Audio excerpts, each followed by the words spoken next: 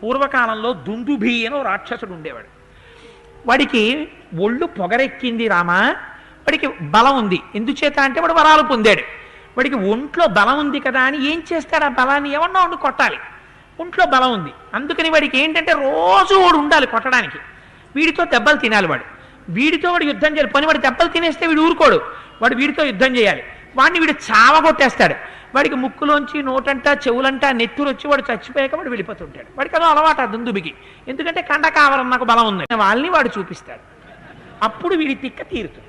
అందుకని ఎంత గమ్మత్తు జరిగిందంటే వీడు వెళ్ళి ఆ హిమవంతుడిని అడిగాడు.